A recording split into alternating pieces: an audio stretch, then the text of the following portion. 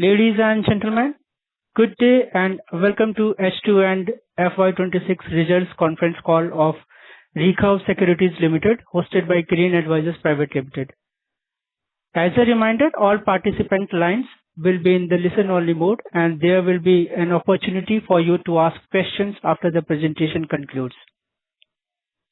Should you need assistance during the conference call, please signal an operator by pressing star then 0 on your touchtone phone.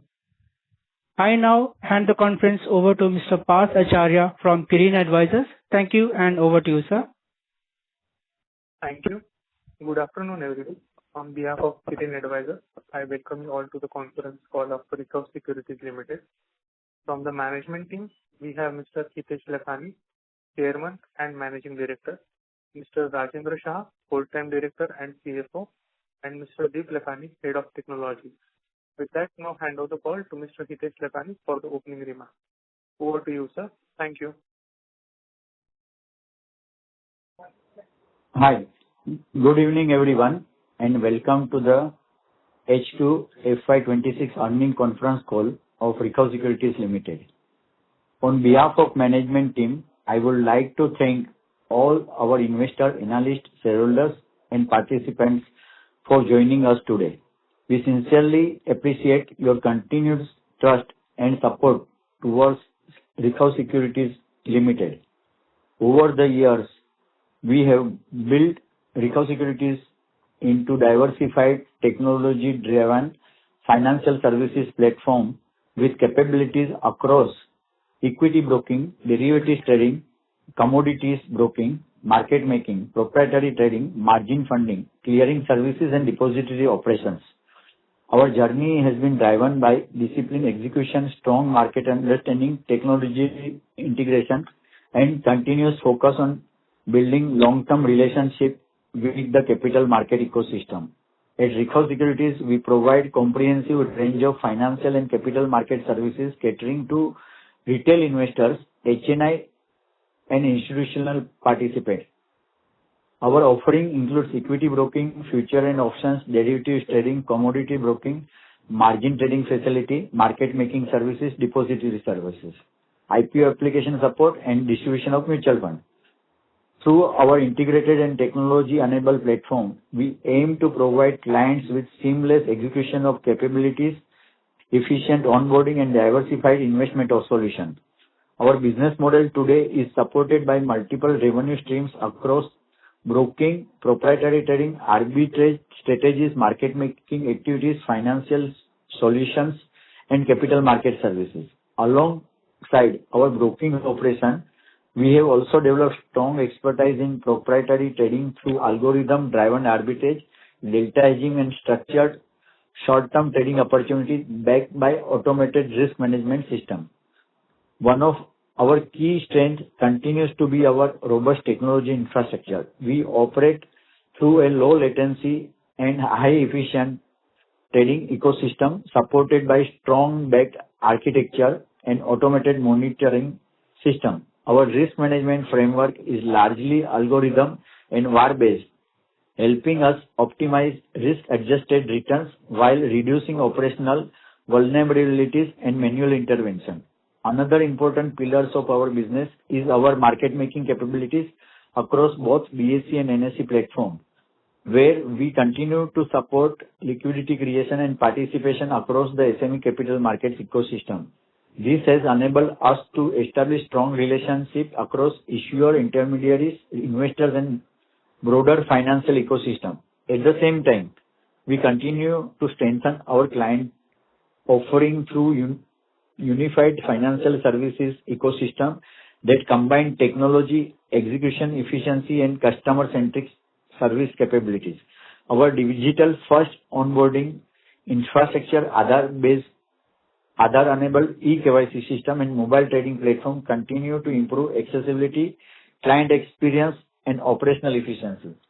From an industry perspective, FY26 remained a relatively challenging and volatile year for the broking and capital market industries despite the long-term structural growth opportunities for financialization in India. During the year, the industry witnessed phases of heightened volatility, moderation in retail cash market participation, tighter liquidity condition, and pressure on trading activity across several segments of the market.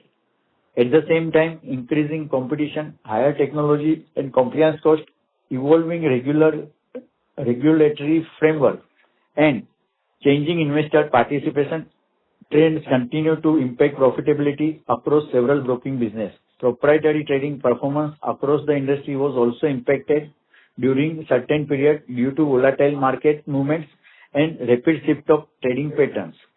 However, despite the near-term industry challenge, we continue to remain positive on the long-term outlook of the India's capital market ecosystem.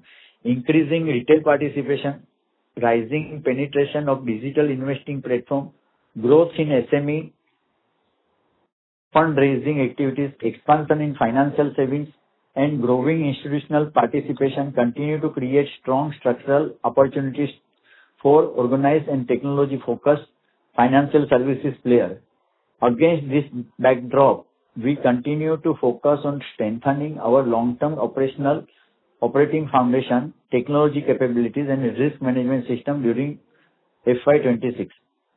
Coming to our financial performance for H2 FY26, we reported total income of 1,604 crore, EBITDA of 6.57 crore, and PAT of 1.20 crores with earning per share is 0.31.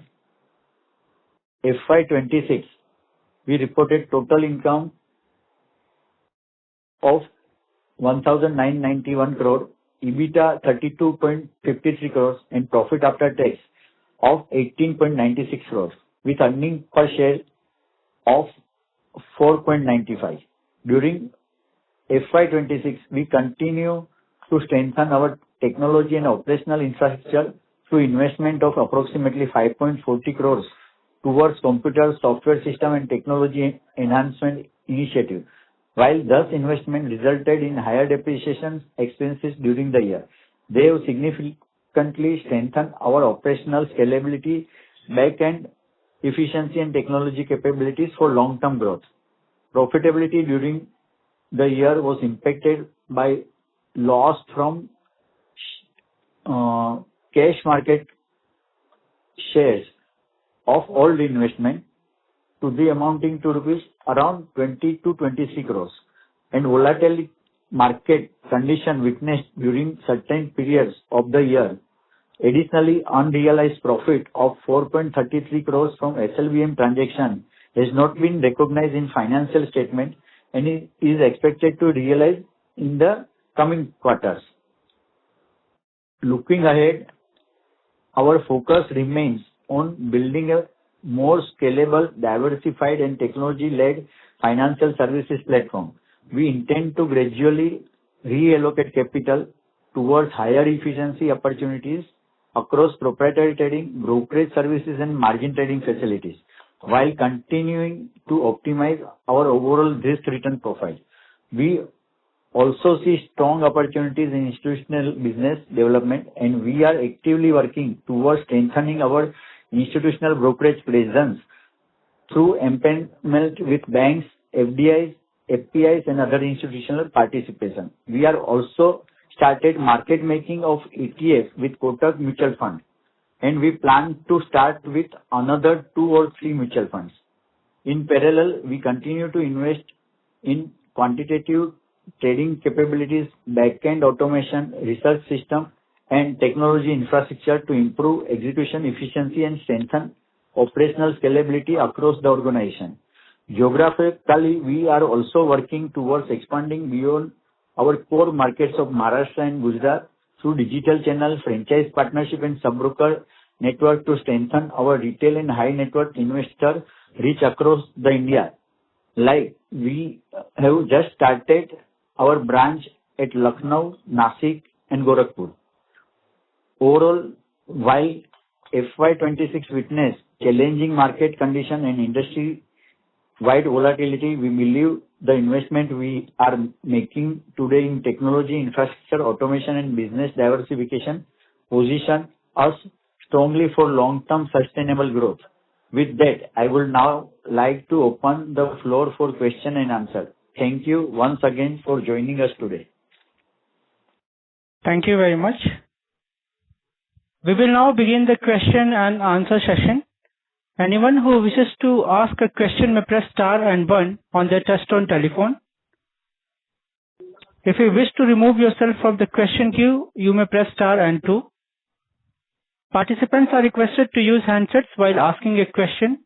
Ladies and gentlemen, we will wait for a moment while the question queue assembles.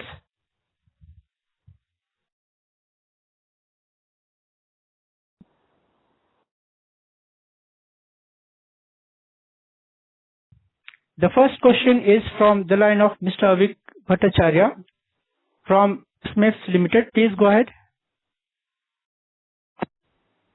Hello, sir. Good afternoon. So I have a question regarding the profitability. So the profitability has declined recently. What are the key factors behind the pressure on PAT and margins during the period? There are basically what the investment made in cash market 1.5 year before.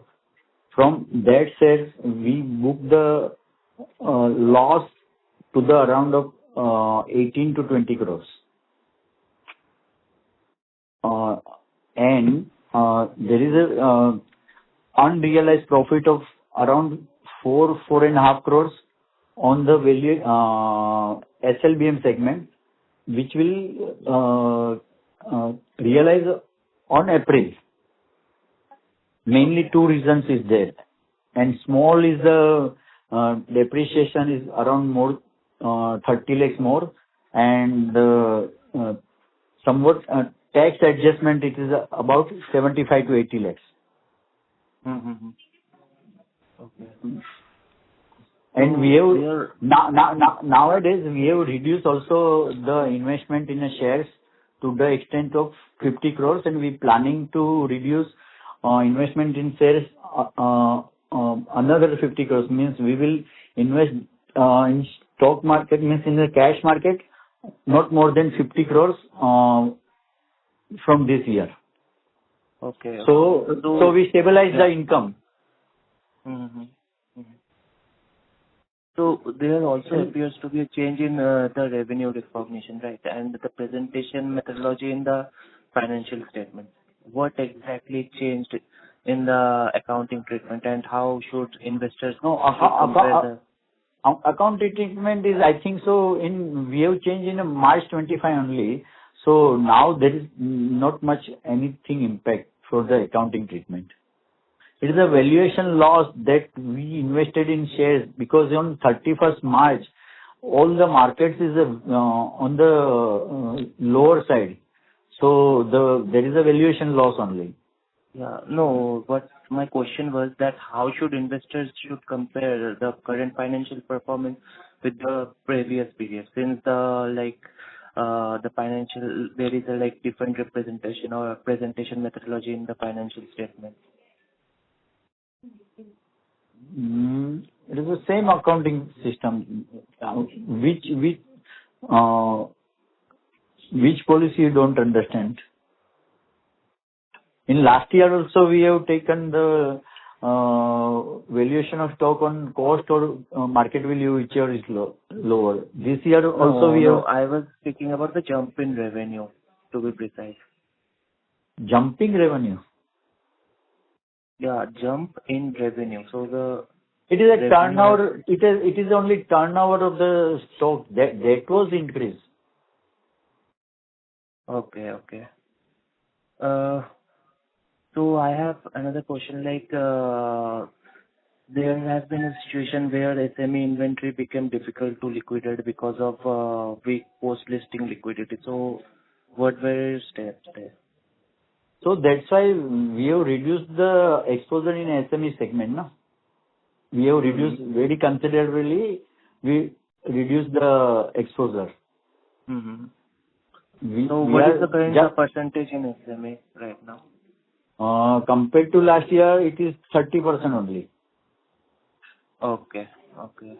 And what that should be converted, like if I convert it And also that we are not investing in long term, means we will sell the whole stock within 1 week of the listing. We have changed the strategy. That's why our stock is lower compared to last year. Okay. So the like 30%, what should be in the amount value? It is around 20 to 25 crores. Okay. Okay. Okay. So, so does tighter like SEBI scrutiny and challenging or changing retail sentiment create structural risk for SME IPO system or over the medium term? Mm, there is a always means जो SEBI system है वो है it is always investor friendly और change होती है तो वो हिसाब से we have to structure and we have to adjust adapt the things there is no problem but the market scenario on 31st March due to this US Iran war is in a lowest. I think so Nifty is below 23,000.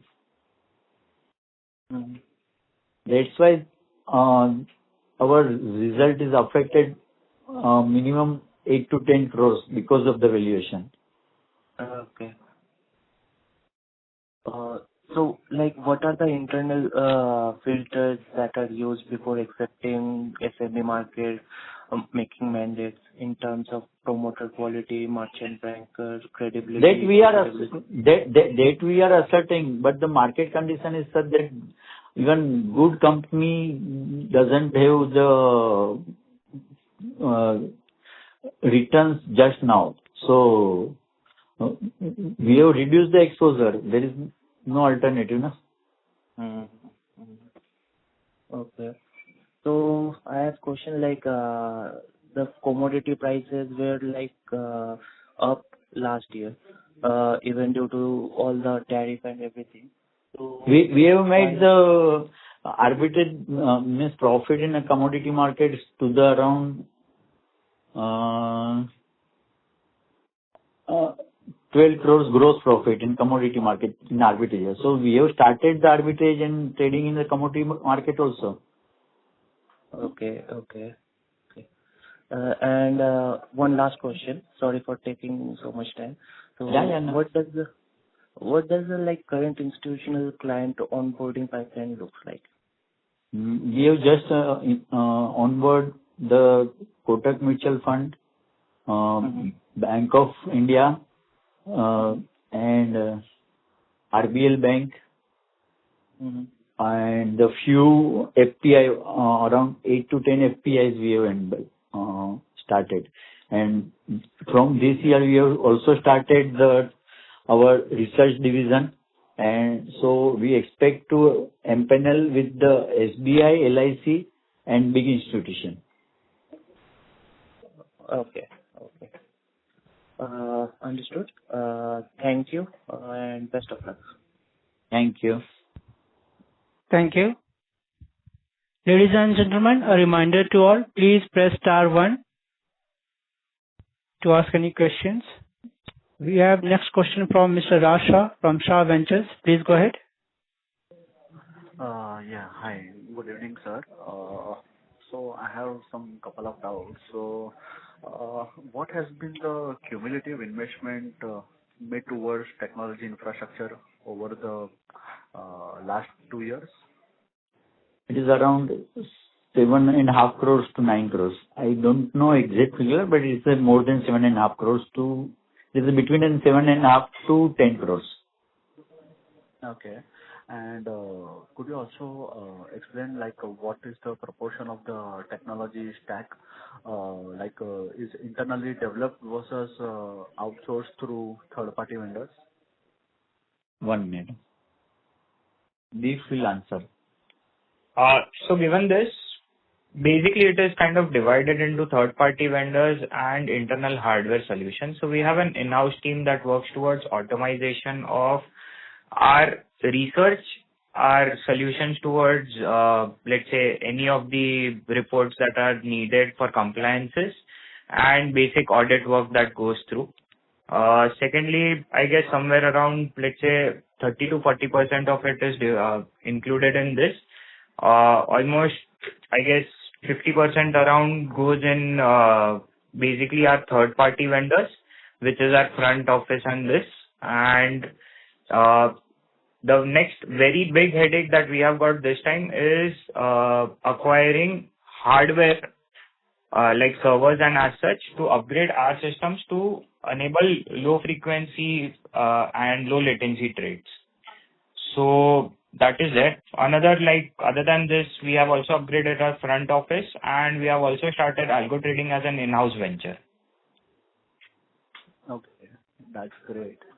And can you also elaborate on company's overall cybersecurity framework, like which includes including how frequently audits and vulnerability assessments are conducted, the key areas covered during this assessment, and the measures also implemented to address identify risk and strengthen platform security over time?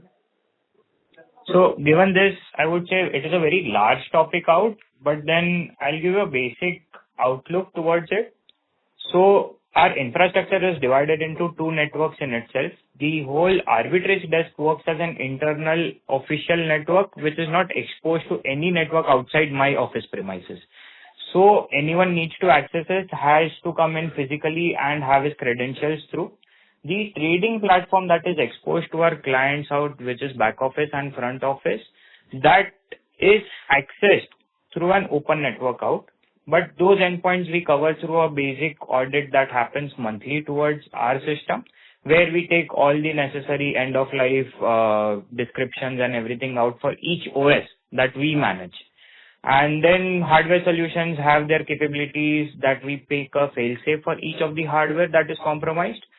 So we have a fail-safe for a front office system. Let's say the hardware crashes due to some or the odd reason out.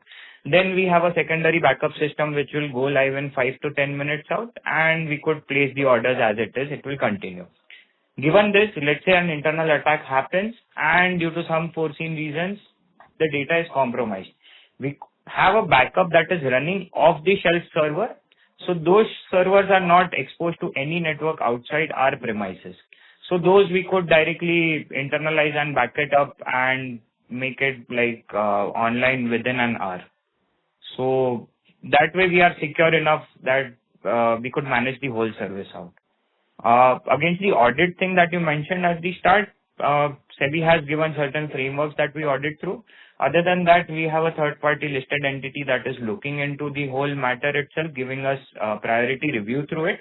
And we are planning to develop a audit system through all the new, so you must have heard about the Mythos AI that is coming through. That is not yet given to us by the official Indian government, but we are planning to implement it no matter if they give it to us or not. We'll look through it and audit our systems through the whole thing. Okay.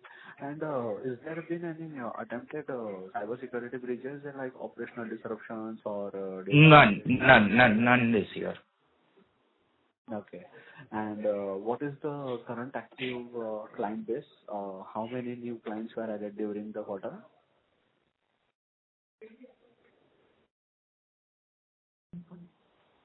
So current active base is Currently, active base is around 12,500 clients, which means all plus 2,500 clients is added in this half year. Okay. And what is the current average ARPU and how was the ARPU trended over the last few quarters across retail, HNI and institutional clients? Means revenue per client. Yes, revenue per user, right? Per user, we calculate and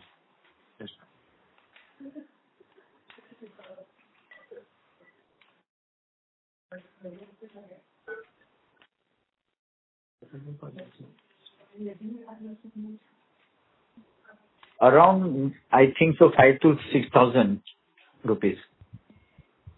Okay. And But in the same thing, actually, if you know, 50% revenue is from this 5 to 6,000 is the amount of brokerage we have earned, but the float income also, it is more than the brokerage. okay. We have around 100 to 120 crores float of the client. Okay. And also, can you tell me the trend over the last few quarters as well for each segment, like for retail, HNI, and institutional clients? Mm. Institutional is we have empaneled and we have just started, and this year also, most of the part we will our time goes on for the impaling the good institution. The real revenue will start from the next year. Okay. And retail and HNI also, there is a slack in the market, so it's very difficult to improve the brokerage in the last 6 months. Okay. Only our in-house algo trading and arbitrage activities, this was improved because it is in our hand. But the participation of the HNI and retail is improved only if the market will improve. Okay. Got it, sir. Got it. Yes. That's all from my side, sir. Thank you. Yes. Thank you. Participants, anyone who wishes to ask a question may press star and one on their touchtone telephone. The next question is from Vidhi Purohit from Phoenix Capital. Please go ahead. Hello. Yes, Yeah. you are audible. Yes. Hi, sir. What is the roadmap is being followed for AI-led analytics, fraud detection, client engagement, and automated advisory capabilities? So given the AI based automation and this thing, we have started it, but we have started it in a regulated way just because of the main issue of the AI agent kind of hallucinating all over the place for the same audit. So we have started it, but not engaged it thoroughly just because we need an vetting of an human intervention to have a proper response through it. But as in same goes with analytics as well. For data gathering, we have done it, but we have to restrict it to our institutional clients just because we have to audit the report and structure from where the data is coming through. If it comes through a bad source and AI takes it, then we have to anyway lose all the data out. So we are going in a cautious way ahead where it does not affect our credibility of the source of data and does not affect the credibility of the service that we provide. Okay, sir.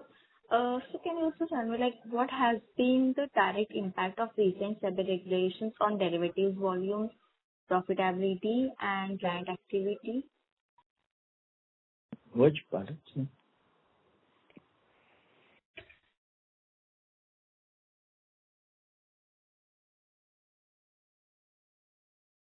Hello. Ma'am, please repeat your question. Yeah. What has been the direct impact of recent SEBI regulations on derivative volumes, profitability, and client activity? That it is from the recent circular, we think there is a short term, there is a impact on our volume, but we think it is a good for the overall market condition in long term, because the retail traders who lost their money in short term trading, they save the money and they invest So the fundamental base of the investor will improve.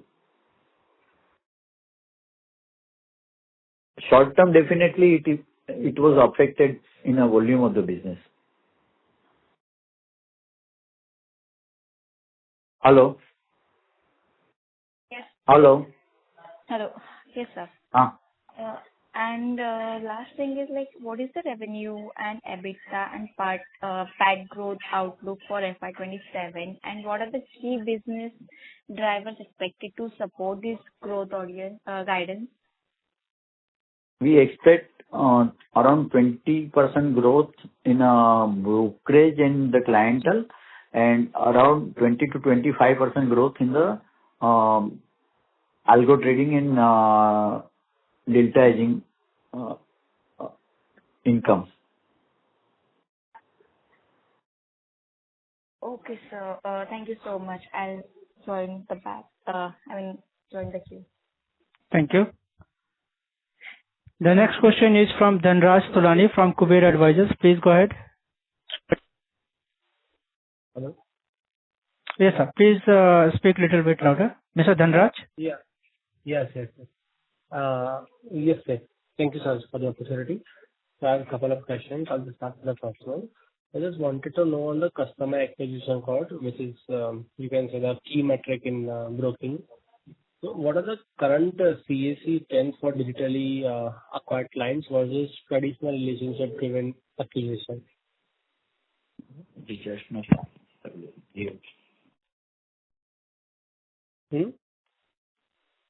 Hello? So for acquiring the digital client out, we have made an eKYC platform directly to a third-party vendor that caters through opening accounts. There, the cost of account opening comes around to 60 to 70 rupees per account. But overall cost is around 500, given all the stamp paper and all the due diligence that we have to go through.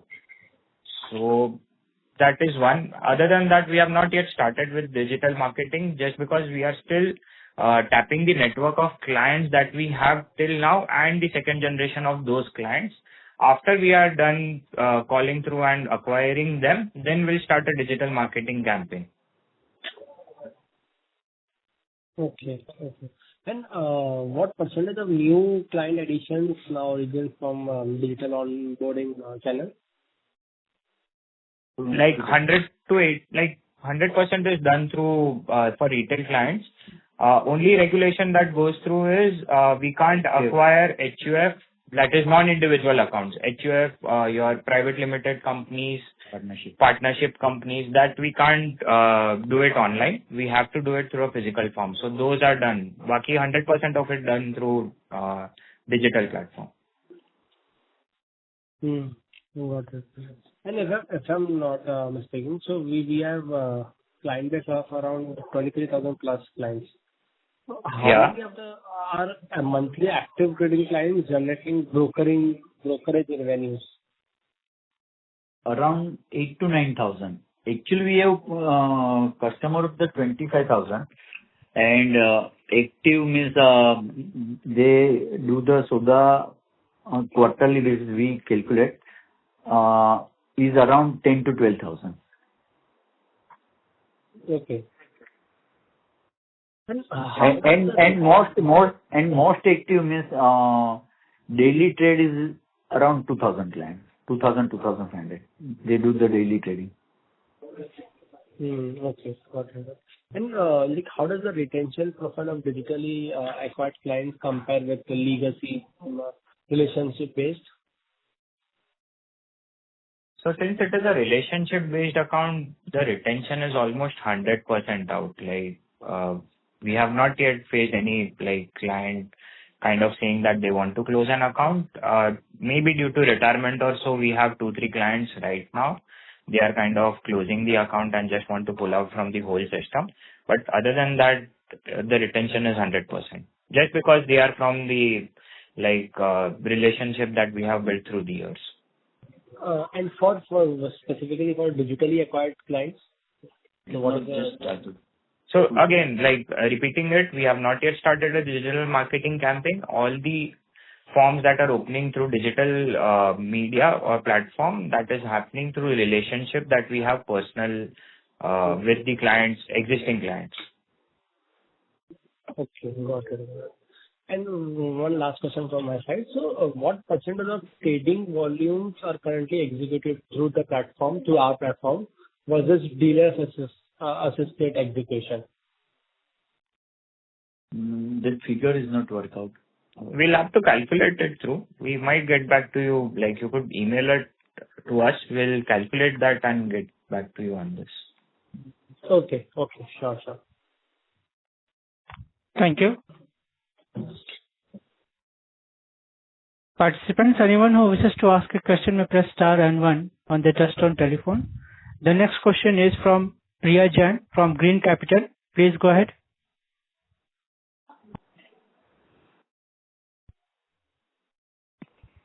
Hello, am I audible? Yes, you are audible. Yes, sir. I remember interacting you last quarter as well. Few things I need to understand. That how are we differentiating ourselves and competing effectively against large discount broker, and this sector is like this whole industry is extremely competitive, and how competitively you are operating with significantly higher scale, lower pricing, and much larger technology and marketing budget. So let's say right now that we have not yet started the digital marketing itself, but think about this as a perspective that we charge the same brokerage as the discount brokers that are there. Plus, we give a personal touch of dealers that are associated with us. So we have a human connection that goes through. And I think somewhere that human connection follows through as a USP for us right now. So that gives a competitive advantage. Other than that, we almost define every services that is given through every broker out. So we provide that. And basically right now it is a market itself. So acquisition happens on relationship, at least in India, that we have seen. So we have a huge network out for the clients that are there. So we are kind of cultivating it. Sir, but don't you think that to cater this new generation, the Gen Z, which is a lot in population, don't you think to attract them, digital marketing is actually needed? It is a need. It is. Yeah, that is needed. That is needed. The competition with Grow and Zerodha, who are very good with marketing. Yeah. And that is true. That is very true. It is needed out. But so we are on the same words that somewhere we need to kind of make the platform like seamless enough. So we have almost kind of getting it done within this quarter itself. And we'll start the digital marketing like after this quarter itself. Also, what is the branch expansion rollout strategy if we, let's say, for the next 2-3 years, and which geographies are being prioritized for scaling? The branch expansion we expect not much, but every year about 8 to 10 branch or franchises, say. It is not exactly branch. It is Yes, correct. 10 to 12 branch every year minimum we want to start, because in a branch expansion there is a very risky proposal, because nowadays there is a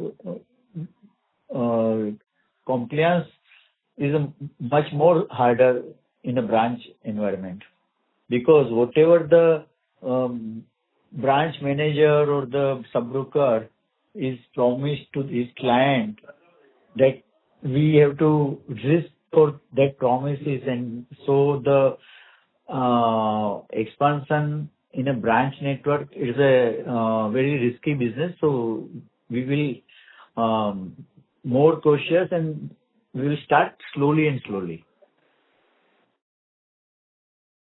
Okay. Is there any revenue guidance for FY27-28? Uh, 27, no? March 27. Yes. And a year after 27 or so, let's say for 28.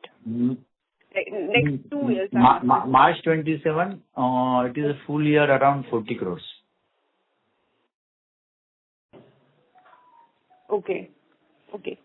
Any new things which you are going to launch, or any new thing which is in pipeline which you are working on and you can announce it right now? No. Okay, sir. Look, all the best. That is from my side. We'll come back in the queue. Thank you. Thank you. Thank you. The next question is from Aniket Madhwani from StepTrade Capital. Please go ahead. Hello, I'm audible? Yes, sir. Yeah, I just wanted to understand the expenses that have been increased in this quarter. So, could you just highlight the expenses that have been increased and the margins have been contracted this quarter? So, No, it's not. The expenses are increasing. This half year. yes. 1 minute. Which expenses?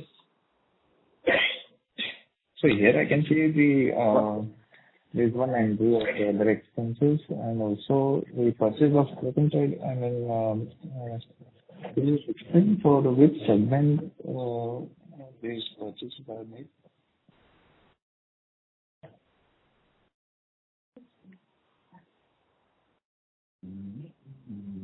So this half year is not. For this half, H2 FY26.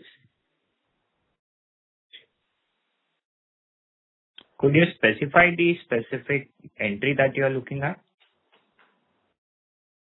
I'm asking for the purchase of stock in trade. I mean, for which segment these purchases are made? Other expenses. Sorry, what purchase are you talking about? I'm talking about the purchase of stock in trade. 17. I'm not able to hear clearly. Could you repeat that? Hello. Yeah. Mr. Aniket, please be a little bit louder. So I'm asking about the purchase of stock in trade. Stock in trade. Okay. Stock in trade. Okay. Yes.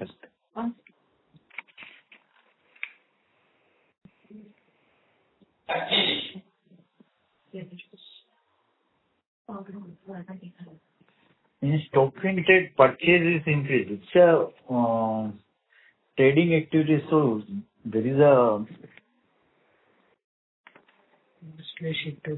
Sorry? last year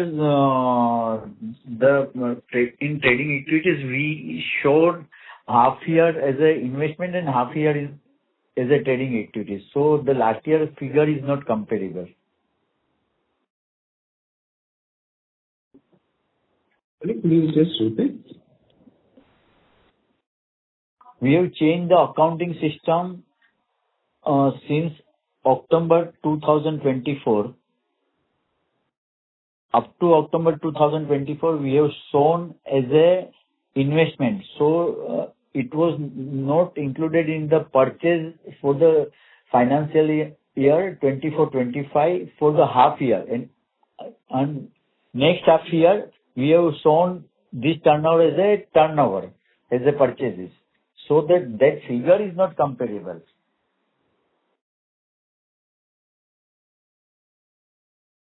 So the investments made in last year, so they have been shown in this half, as you have changed the accounting standard.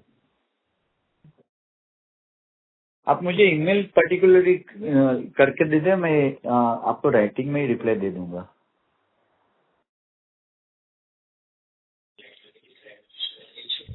Sorry?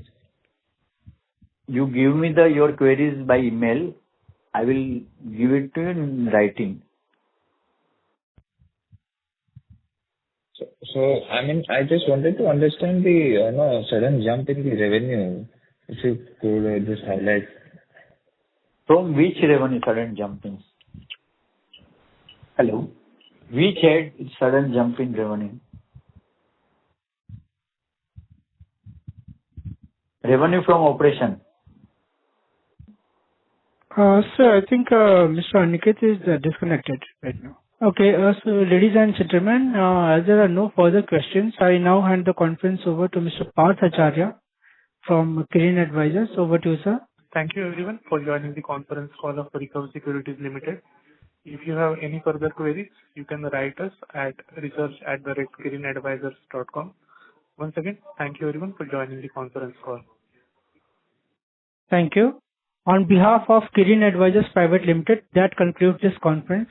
Thank you for joining us, and you may now disconnect your lines. Thank you, everybody. Thank you, sir.